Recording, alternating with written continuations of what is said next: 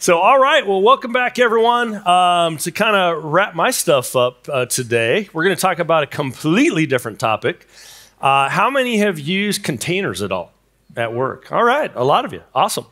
So if you have, in fact, let me know what you know about them. I'll have you come up. You can just help me out here. Now the hands go down, right? But we're going to talk a little bit about Docker containers and how they could play a role with Angular. And then if I can get to that part, hopefully, because I only have 30 minutes. So I was talking to Sander here. He's going, you're going to have to talk really fast if we're going to cover Docker and Kubernetes.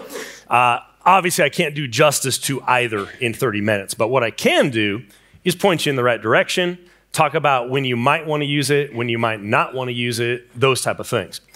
So we're going to first talk about what are some of the challenges. Now, if you're a pure front-end developer, you are probably not caring a whole lot about this. But how many are doing full stack?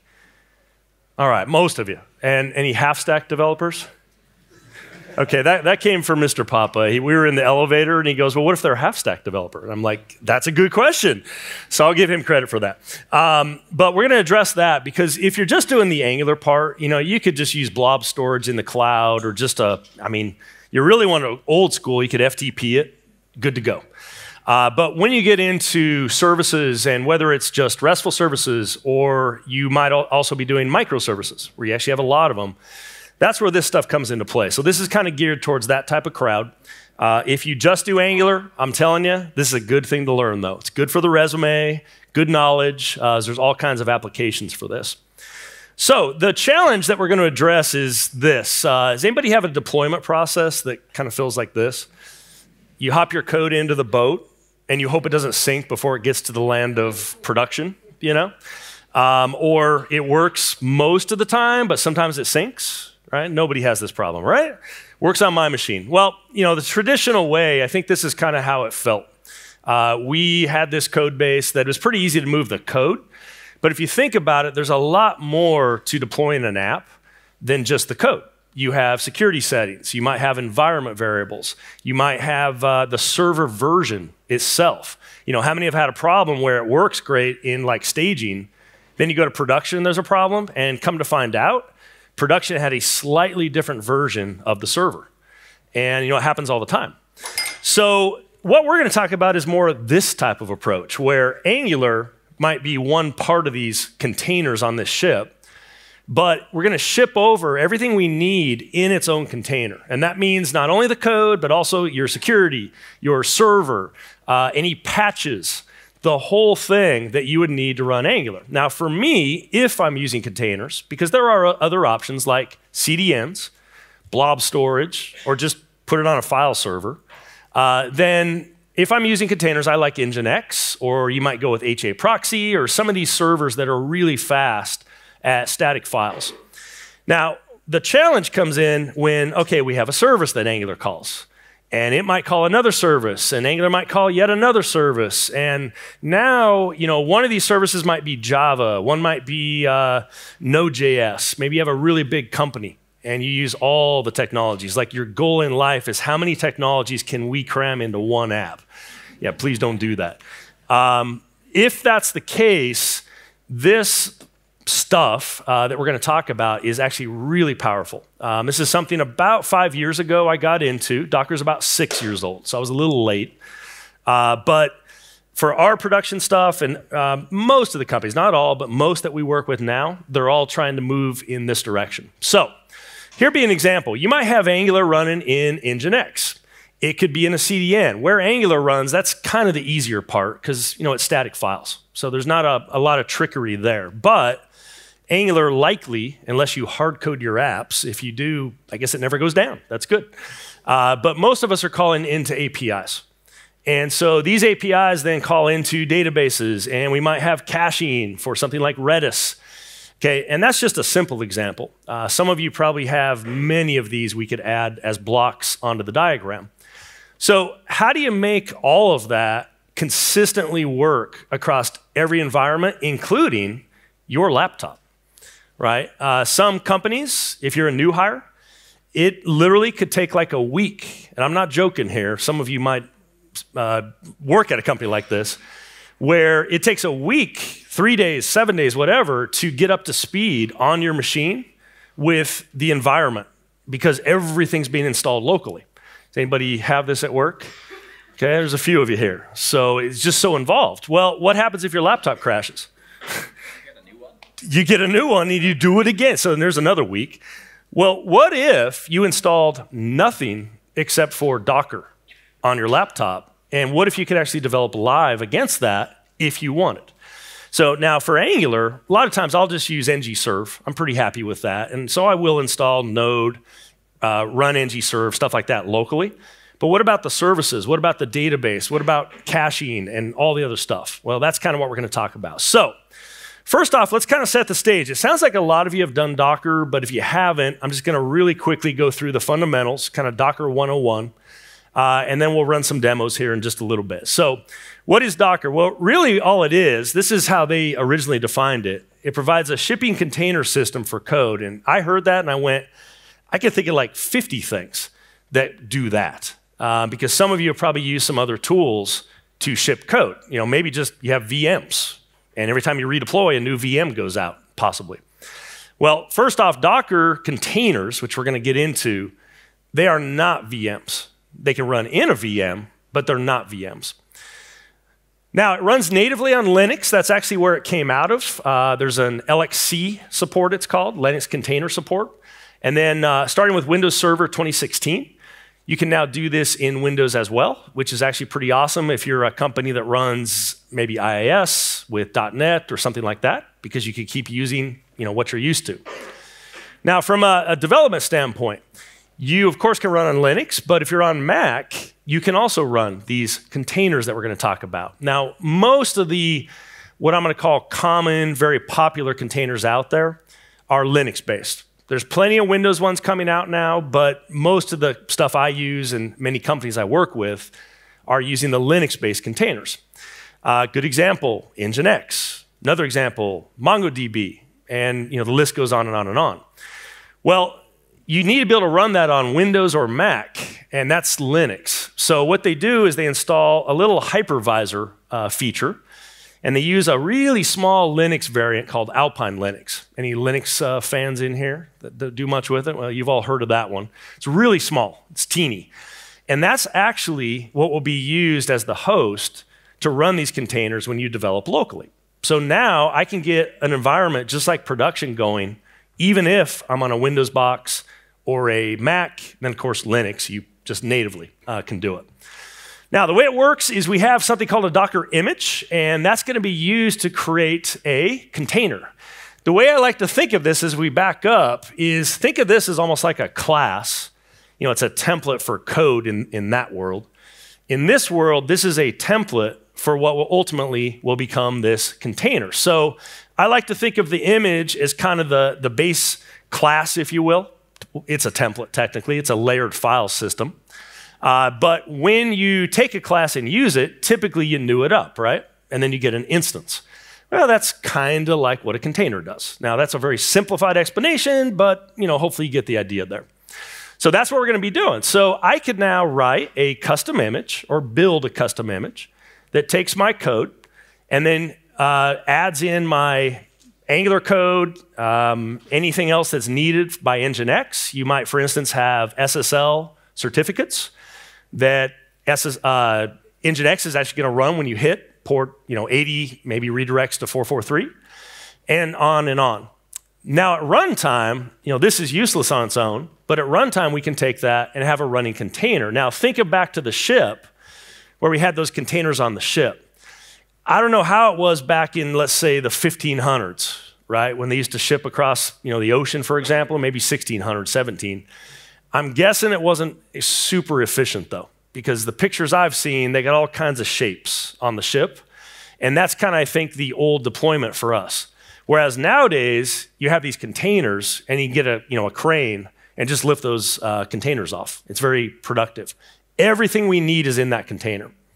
So an image is a read-only template, which we'll play with here in just a little bit, whereas a container, it's that template. It's kind of like a chocolate cake that's layered with frosting on top. The frosting on top adds a readable, writable layer so that you can interact at runtime with this server. And we'll get into that here in just a sec. So one of the simplest things you could possibly do with Docker is just run Nginx. Now, before I go into this, for those that haven't done it, you would have to install something called Docker Desktop. That runs on Windows 10 Pro, because you need Hyper-V, or it runs on Mac. If you are unfortunately at work still on, say, Windows 7 or 8, you'd have to go with something called Docker Toolbox, which does work. It's not quite as cool, but it works. It's kind of old. So if I come on up top here, you're going to notice that, well, not that one. That's my clipboard.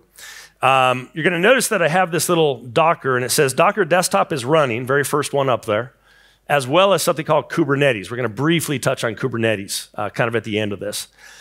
Now, that's kind of step one. You'd have to get this going, and to enable Kubernetes, you go to the preferences or settings on Windows, and you just check a checkbox, and boom, you have it. It's pretty easy. Now, once you have that running, you're going to have what's called a Docker daemon, and the Docker daemon will give you this Docker functionality.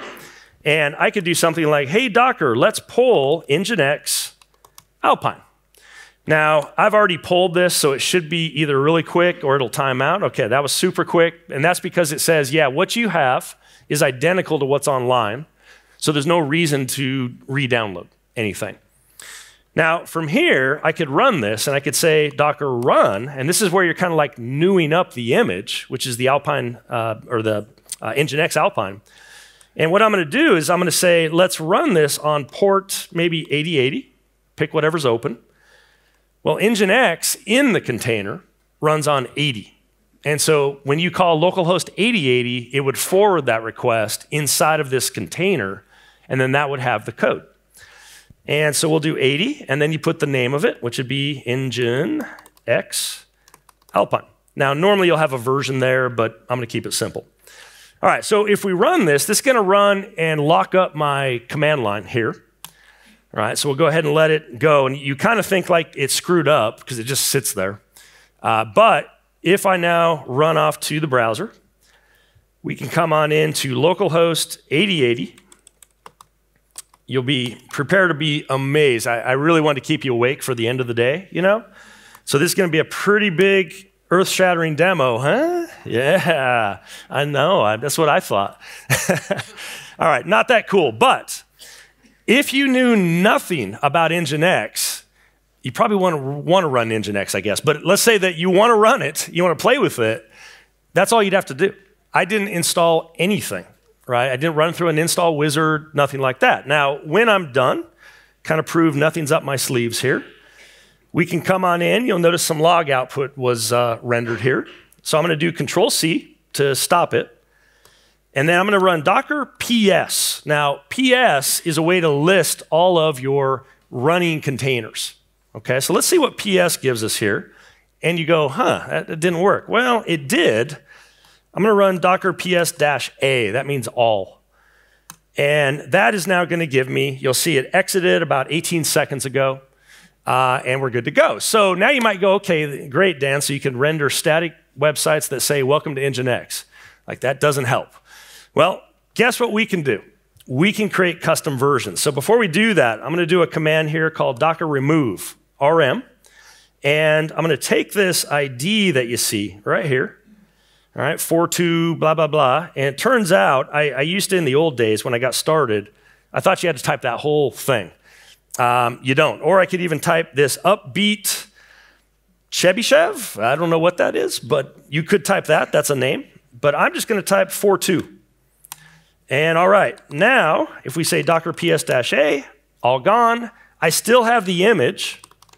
If we do Docker images, somewhere up here towards the top, I should have an Nginx. Where's Nginx? There's Nginx Angular. There it is, right there. Nginx. 16.1 meg is all that image is. That's pretty awesome. Now, I did not tell it what version to grab, so it grabbed the latest, but you can even say I want this specific version of this engine. And we'll kind of move forward here, and I'll show you how you can build these. All right, so now that we've done the kind of extreme basics of a Docker container, and just to show you, it should break now. There we go. How would this tie into Angular? and services and things like that. Well, let's briefly talk about images and containers. So what you would do if you wanted to deploy an Angular app or a Node app or an ASP.NET Core app or Java, or whatever you do, any of these will work. You name the framework, you can do this.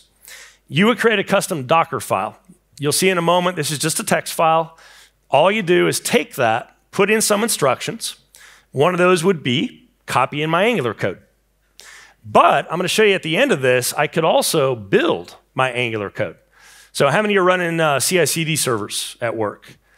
And some of you might have Node and the Angular CLI actually installed on the VM or the server.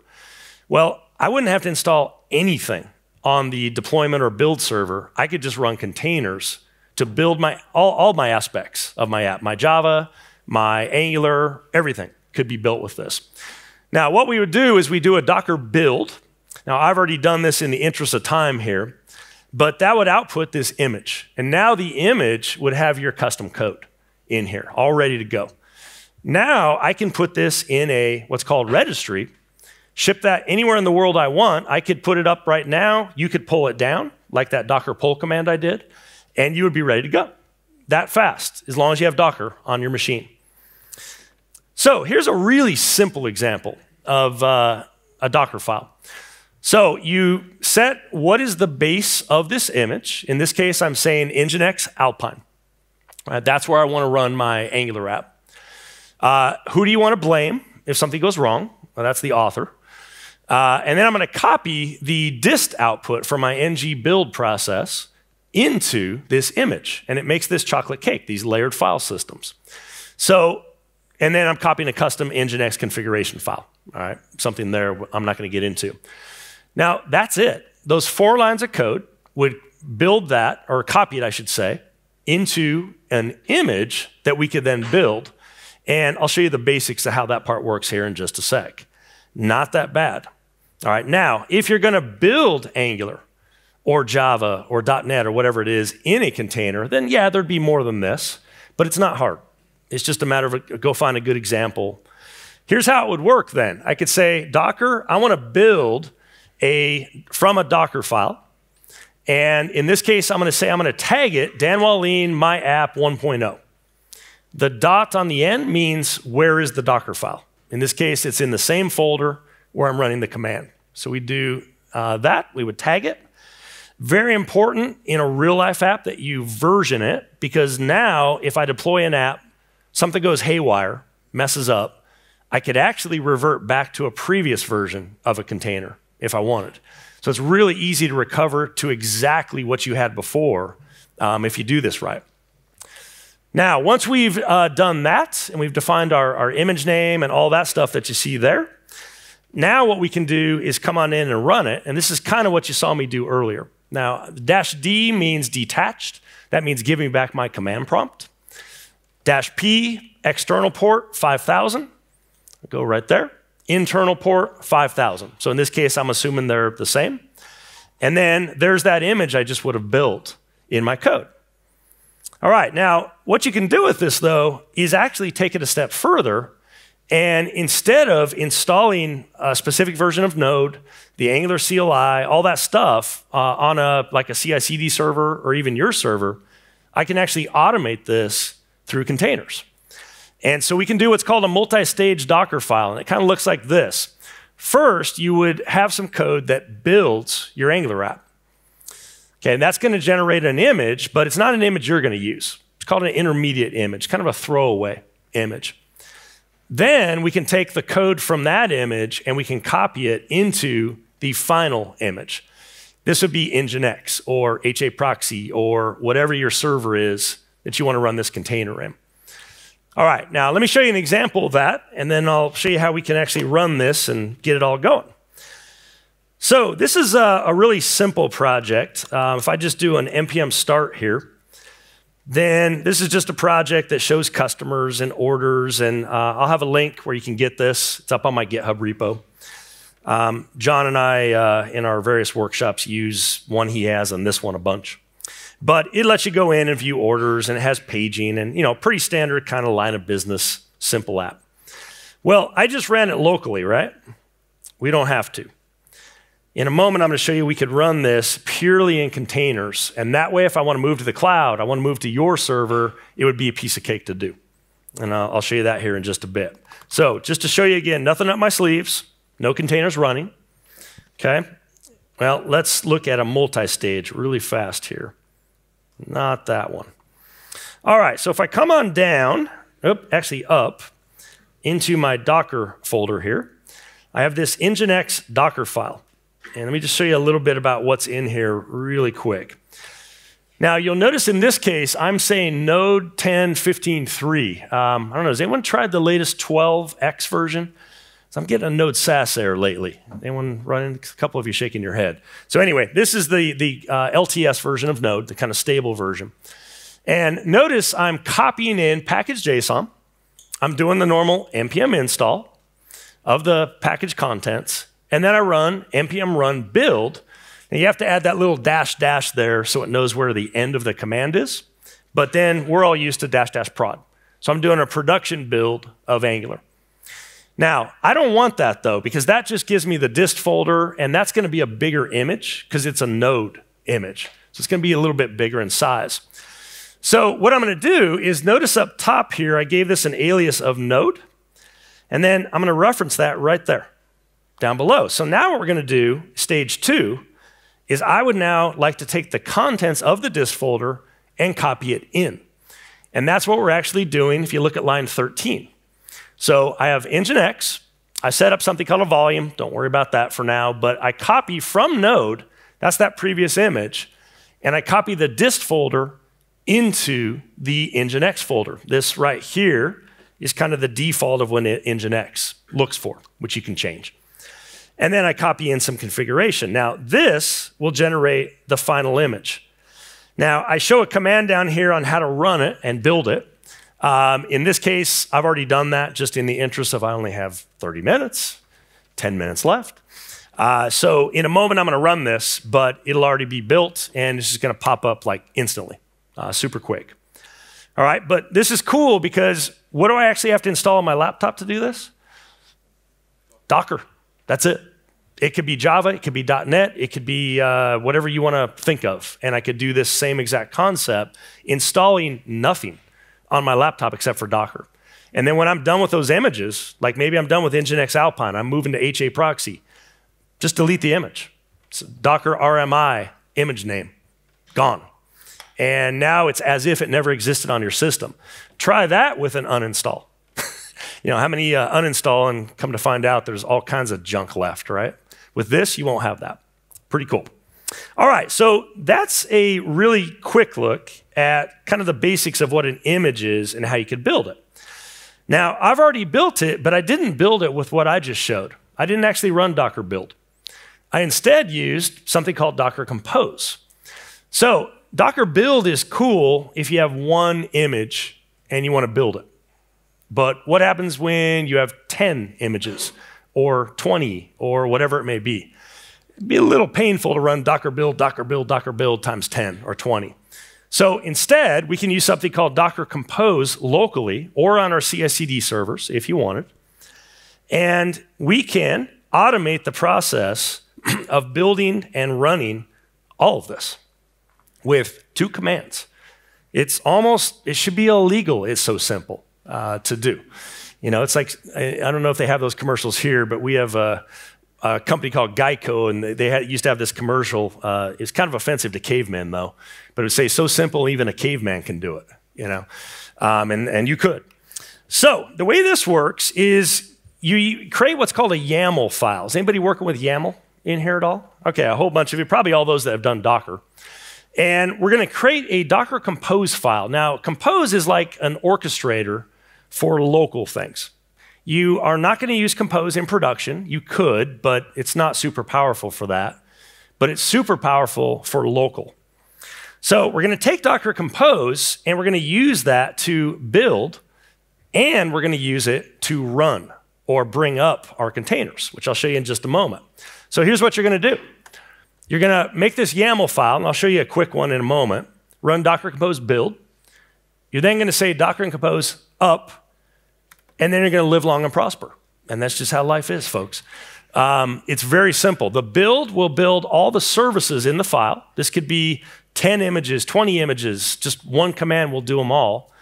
And then the up brings all of them up, and you can even define dependencies between those as it brings them up. So now we're talking about maybe a microservice scenario where you just got a new job, and I need to bring up all this at once. Well, if the company you're at already had the images available, you would literally run Docker Compose up, and you would have the whole environment in as fast as it can download those Docker images, which is pretty awesome. So let me show you an example of that, and then we'll wrap up with just a quick introduction to what Kubernetes is. So if I come on in, I have a Docker Compose file right here.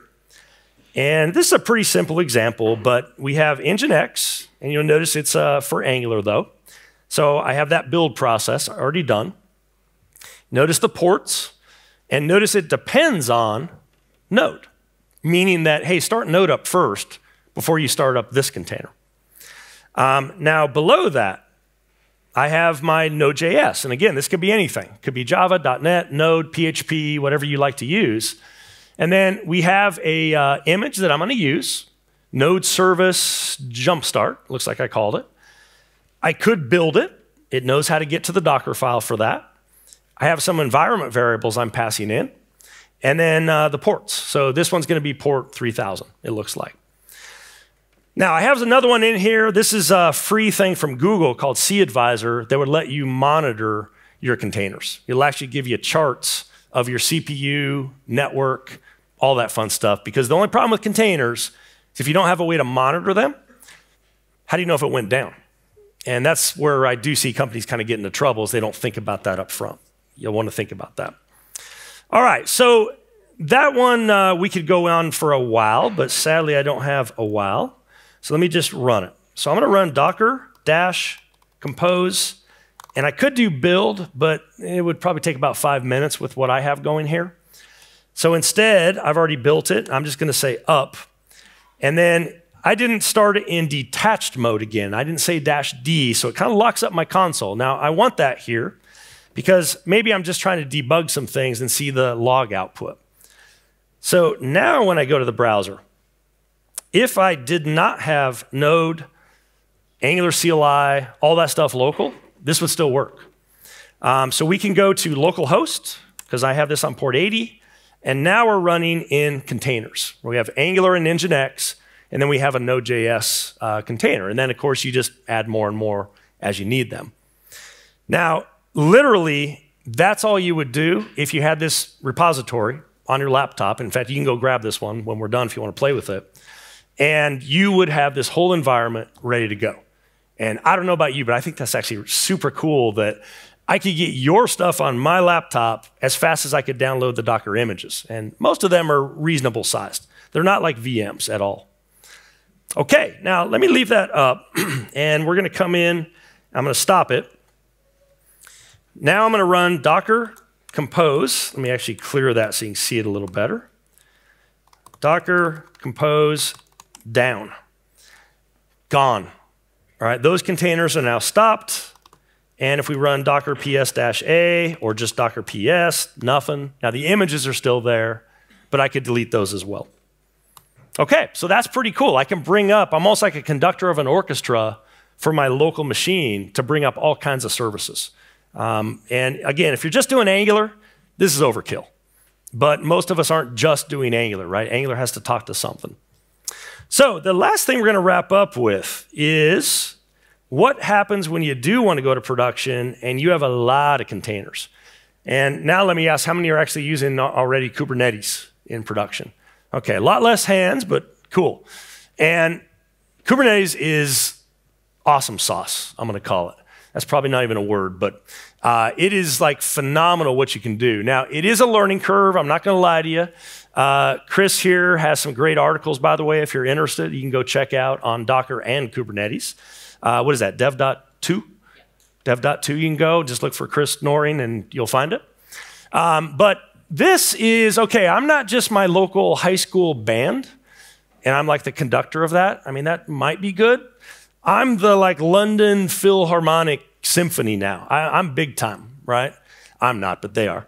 So imagine that we have a conductor, that's Kubernetes, and it knows how to manage all of these different containers that you see here. Now, what happens if this person gets sick and they can no longer play? Well, you'd have to have a replacement, bring it up quickly, right? Because we don't want to stop the symphony.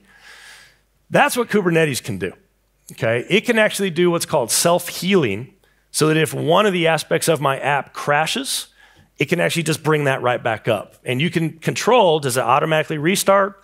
Does it not automatically restart? I can even roll out a new release to production, but not expose it to everybody yet. So I can truly test if it works without bringing down the previous system. It's called A/B, or blue-green testing. And it's a phenomenal way to make sure that your code actually works like you think it should work. Pretty cool. So I like to say this: Kubernetes is the conductor of a container orchestra. That's pretty much what it is, but it can find replacements if one of the instrumentalists gets sick. Now, the way it works is you're going to use a command called kubectl, or I've heard Coop Cuddle as well. I don't know, pick one. But this is a command line tool where you can say, hey, Kubernetes, I need to deploy this. I need to stop this. I need to scale out this, which is another big thing Kubernetes can do. You can do what's called elastic scaling, and based on CPU load, memory, whatever it is, it could automatically scale out more VMs, nodes. And so for those of you that have really high throughput, this is like phenomenal. Now, I have some commands. I'm not going to have time. I put these in. I'm going to kind of show you where you can get all this in a sec. But in this project, I have a simple example of using Kubernetes to do this. In fact, John will attest, about 2 hours ago, one part of this was not working all of a sudden. But I got it working, so we should be good now. Now, I have Kubernetes running with Docker Desktop. That's an awesome part of this. So I'm going to say kubectl, apply, and then I'm going to give it a folder. Now, look at this folder here. It has Nginx, which has Angular, and it has Node, which is my RESTful API. And then, of course, you could have many more of these. Now, Kubernetes has a lot of different resources. It has something called pods, nodes, services, deployments, replica sets, and we won't have time to get into that. I can't speak that fast, Sander, sorry. I tried. But I can do this. So that just started up my Nginx in what's called a pod, and then it also started up my node in a pod. And now, if we go to localhost, assuming my fix I put in earlier still works, we should be able to hit the same thing. Now, this time, if one of these containers goes down, it'll just auto restart it by default. It's called self-healing. It's amazing. It's almost too good, because you could have like a real problem where it keeps restarting and not even know that it was down, which can actually be bad. But there's ways to work around that. You know, you think, hey, that's awesome. Not really. So that would be an example of Kubernetes. Now, from here, I could actually apply multiple scaling nodes. Maybe traffic's really high right now. And I could auto scale out. I could manually scale out. I could even change dynamically the image that's being used and not disrupt production at all.